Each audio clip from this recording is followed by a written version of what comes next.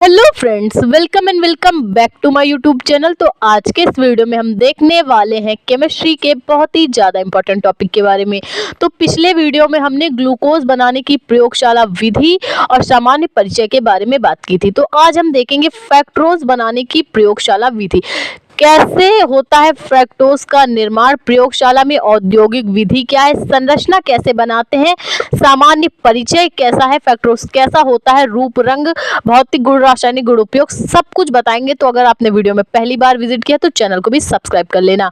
ठीक है, तो पहले बात करें साधारण नाम के बारे में। तो फ्रक्टोज का साधारण नाम होता है फ्रक्टोज।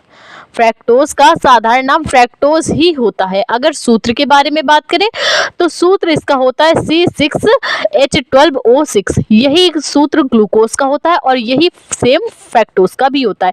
जब हम सुक्रोज का जल अपघटन कराते हैं, सुक्रोज यानी कि आपकी जो घर पे नॉर्मल शक्कर होती है ना, वो गन्ने से बनती है, तो उसी को सुक्रोज कहा जाता है। और उसका जब हम जल अपघटन कराते हैं तो क्या प्राप्त होता है, ग्लूकोज और फ्रक्टोज समान मात्रा में प्राप्त होते हैं। ठीक है, तो आज हम फ्रक्टोज बनाने की प्रयोगशाला विधि देखेंगे। ठीक है, तो ये आपने समझा कि सुक्रोज से फ्रक्टोज प्राप्त होता है। तो सबसे पहले सामान्य परिचय के बारे में बात करें कि कैसा है और कैसे प्राप्त होता है। तो सामान्य परिचय इसका देख लीजिए।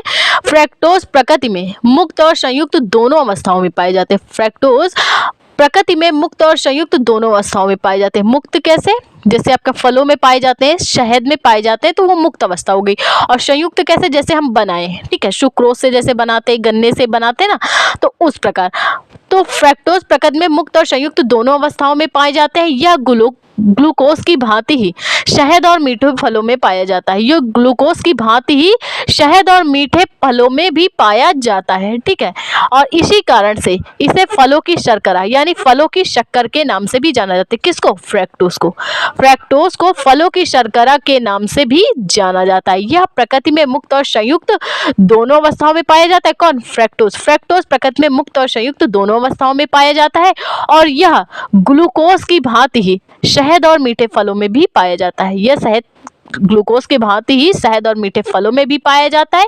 इस कारण से इसे फलों की शर्करा के नाम से भी जाना जाता है। अब संरचना आप कैसे बना पाएंगे, तो सबसे पहले ये देख लीजिए कि कौन कौन चीजों का हम इस्तेमाल करने वाले हैं। इसमें हम क्या करेंगे, फ्रक्टोज के लिए 6 कार्बन परमाणु होते हैं, 5 हाइड्रोक्सिल समूह होते हैं, 8 भाग हाइड्रोजन के होते हैं। हाइड्रोजन के 8 भाग होते हैं। ठीक, कार्बन के 6 परमाणु, 5 हाइड्रोक्सिल OH समूह, 8 भाग हाइड्रोजन होता है और 1 भाग ऑक्सीजन का मिलके क्या होती है, फ्रक्टोज की संरचना। देख सकते हैं आप, यहाँ कार्बन के 6 भाग हैं, हाइड्रोक्सिल समूह OH 5 भाग हैं, हाइड्रोजन के 8 भाग हैं, 1 भाग ऑक्सीजन है। ठीक है, इनसे क्या होता है, फ्रक्टोज का निर्माण होता है। तो सबसे पहले हम क्या करेंगे, 6 भाग ऑक्सीजन हमने लिख लिया। देख सकते हैं आप, गिन लीजिए कितने हैं, 6। और सबके बीच में हम क्या करेंगे, सिंगल बॉन्ड लगा लेंगे।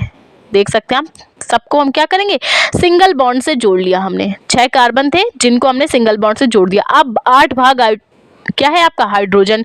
अब इनको जोड़ देते हैं सिंगल बॉन्ड से। देख सकते हैं आप, 2 हो गए हाइड्रोजन के, 2 जुड़ गए। अब हमें 6 भाग हाइड्रोजन और जोड़ना है, तो चलिए जोड़ते हैं। एक यहाँ नीचे लग गया, 3 हो गए। एक ये ऊपर लग गया, 4 हो गए। ठीक है, गिन लीजिए, 3 1 4। अब 4 और जोड़ने हैं, ये 5 हो गया, ये छठा हाइड्रोजन हो गया, 3 2 5 1 6, 7वां हो गया और यहाँ पे एक 8वां हो गया। अब हम क्या करेंगे, कार्बन तो हमने पहले ही जोड़ लिया, हाइड्रोजन जोड़ लिया। अब क्या करेंगे, हाइड्रोक्सिल समूह OH जोड़ेंगे। 1 जुड़ गया, 2 जुड़ गया, ये तीसरा भाग जुड़ गया और ये चौथा भाग जुड़ गया और नीचे क्या हो गया, हाइड्रोक्सिल का 5वां भाग जुड़ गया। 5 भाग हाइड्रोक्सिल समूह थे, 5 भाग हमने जोड़ दिए। अब बचा क्या है, अब बचा क्या है, ऑक्सीजन का भाग जुड़ा है। ऑक्सीजन कैसे जुड़ता है, ऑक्सीजन डबल बॉन्ड में जुड़ता है। तो लास्ट वाले कार्बन से हम क्या करेंगे, ऑक्सीजन को डबल बॉन्ड से जोड़ देंगे। ये बनी आपकी फ्रक्टोज की संरचना। ठीक है, तो इस प्रकार से फ्रक्टोज की संरचना बनाई जाती है, आसानी से आप बना पाएंगे। ठीक है, तो देखिए प्रयोगशाला विधि। प्रयोगशाला में कैसे बनाया जाता है फ्रक्टोज। फ्रक्टोज बनाने के लिए हम प्रयोगशाला में क्या करते हैं, प्रयोगशाला में फ्रक्टोज बनाने के लिए हम सुक्रोज, जो घर में नॉर्मल शुगर होती है ना, गन्ने से बनाई जाती है, उसी को हम लेते हैं, उसी का इस्तेमाल करते हैं। प्रयोगशाला में फ्रक्टोज बनाने के लिए हम सुक्रोज यानी कि गन्ने की शर्करा, जो नॉर्मल शक्कर होती है, शुगर। ठीक है, प्रयोगशाला में फ्रक्टोज बनाने के लिए जो गन्ने की शक्कर होती है, सुक्रोज, उसका हम तनु H2SO4 तनु सल्फ्यूरिक अम्ल की उपस्थिति में जब जल अपघटन कराते हैं तो ग्लूकोज और फ्रक्टोज समान मात्रा में हमें प्राप्त होते हैं। प्रयोगशाला में फ्रैक्टोज बनाने के लिए हम किसका इस्तेमाल करते हैं? सुक्रोज का, शक्कर का, ठीक है। और उसका शक्कर का हम तनु H2SO4 की उपस्थिति में जब जल अपघटन कराते हैं तो ग्लूकोज और फ्रैक्टोज समान मात्रा में हमें प्राप्त हो जाता है। तो देख सकते हैं आप यहाँ पे हमने क्या लिया है, सुक्रोज लिया है C12H22O11। इसका हम जल अपघटन कराएंगे किसकी? डाइल्यूट तनु सल्फ्यूरिक अम्ल की उपस्थिति में ग्लूकोज और फ्रैक्टोज बनेंगे। कैसे बनेंगे? रिएक्शन से आसानी से समझेंगे। सबसे पहले देखिए यहाँ पे सुक्रोज, फॉर्मूला क्या है?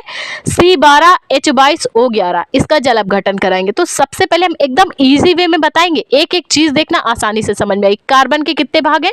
12, और यहाँ पे हाइड्रोजन कितने हैं? 22। अब इसका जल अपघटन करा रहे हैं तो इससे हाइड्रोजन ले लेते हैं सुक्रोज में, तो 22 थे, 22 में 2 जोड़ेंगे, कितने हो गए हाइड्रोजन? 24 हो गए। और यहाँ से भी हम एक ऑक्सीजन ले रहे हैं तो O11 है, तो O ऑक्सीजन के कितने भाग हो गए? जब इससे उधार ले लिया जल वाले से तो 12 हो गए।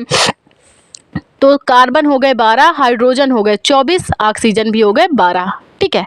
तो हम आपको पता है जब सुक्रोज का जल अपघटन कराया जाता है तो ग्लूकोज और फ्रैक्टोज क्या होते हैं? समान मात्रा में प्राप्त होते हैं। तो यहाँ से हम 6 भाग कार्बन ले लेंगे, 12 भाग हाइड्रोजन और 6 भाग ऑक्सीजन के ले लेंगे, आधा आधा, क्योंकि आधे आधे मात्रा में ही ग्लूकोज फ्रैक्टोज प्राप्त होते हैं। तो C6H12O6 ये क्या बन गया? ग्लूकोज। C6H12O6, तो ये हमें क्या क्या प्राप्त हुए? ग्लूकोज और फ्रैक्टोज समान मात्रा में प्राप्त हुए। कैसे प्राप्त हुए? जब हम सुक्रोज का जल अपघटन कराते हैं किसकी उपस्थिति में? तनु सल्फ्यूरिक अम्ल की उपस्थिति में, तो ग्लूकोज और फ्रैक्टोज हमें समान मात्रा में प्राप्त होते हैं, ठीक है। ये बात हुई प्रयोगशाला विधि की कि जब सुक्रोज का जल अपघटन कराते हैं तो ग्लूकोज और फ्रैक्टोज आसानी से समान मात्रा में प्राप्त हो जाते हैं। औद्योगिक विधि में कैसे हम फ्रैक्टोज बना सकते हैं? तो चलिए देख लेते हैं। इस विधि में हमें क्या करना होता है? फ्रैक्टोज का जब फ्रैक्टोज का को इनुलिन के जल अपघटन द्वारा बनाया जाता है। जब हम फ्रैक्टोज को क्या करते हैं? इनुलिन के जल अपघटन द्वारा बनाते हैं तो हमें फ्रैक्टोज प्राप्त होता है। ये हमने लिया इनुलिन C6H10O5। इसका जल अपघटन कराएंगे तनु हाइड्रोक्लोरिक अम्ल की उपस्थिति में तो हमें फ्रैक्टोज प्राप्त होगा। देख सकते हैं आप, हमने लिया इनुलिन और इसका जल अपघटन कराएं। तो इसमें देख लीजिए, इसमें भी हम समान मात्रा कर लेंगे पूरी। तो यहाँ पे कार्बन के 6 भाग हैं, हाइड्रोजन यहाँ पे है 10 भाग। अब क्या करेंगे? जल से हम 2 भाग हाइड्रोजन उधार ले लेंगे तो कितना हो गया? हाइड्रोजन के भी 12 भाग हो गए। अब यहाँ पे ऑक्सीजन के 5 भाग हैं। अब जल वाले से क्या करेंगे? जल वाले का भी एक ऑक्सीजन जोड़ लेंगे तो कितने हो गए? 6 भाग हो गए। कार्बन के 6, हाइड्रोजन के 12 और ऑक्सीजन भी 6। तो इसको हम संयुक्त करके लिख लेते हैं तो हो क्या जाएगा? C6H12O6 बन क्या गया? फ्रैक्टोज सबसे आसानी से इनुलिन से बनता है। इनुलिन का जल अपघटन करा दीजिए, फ्रैक्टोज आसानी से प्राप्त हो जाएगा। अब बात करें कि जो फ्रैक्टोज हमने बनाया उसका रूप रंग कैसा है, वो कैसा दिखता है? तो यह रंगहीन क्रिस्टली ठोस है, यह बिना किसी रंग का और क्रिस्टली ठोस है। जैसे आपने ग्लूकोन डी देखा है ना, पीस के हम उसको बनाते हैं। ग्लूकोज और फ्रैक्टोज एक ही जैसे होते हैं, ठीक है। यह जल में विलय होते हैं। ग्लूकोन डी भी हम जल में घोल के पी जाते हैं, वो ग्लूकोज है, और फ्रैक्टोज भी सेम ऐसा ही होता है। यह रंगहीन क्रिस्टली ठोस होता है, जल में विलय होता है और इसका गलनांक 102 डिग्री सेंटीग्रेड होता है। यह रंगहीन क्रिस्टली ठोस है, जल में घोलने पर घुल जाता है, जल में विलय है और इसका गलनांक 102 डिग्री सेंटीग्रेड होता है। ये बात हुई इसके रूप रंग भौतिक गुण के बारे में। अब हम रासायनिक गुण देखेंगे, तो चलिए रासायनिक गुण भी देख लेते हैं। तो अगर हम फ्रैक्टोज की क्रिया ऑक्सीजन के साथ नाइट्रिक अम्ल की उपस्थिति में कराएं तो हमें प्राप्त क्या होता है भैया? ग्लाइकोलिक अम्ल प्राप्त होता है। और क्या प्राप्त होता है ग्लाइकोलिक अम्ल के साथ?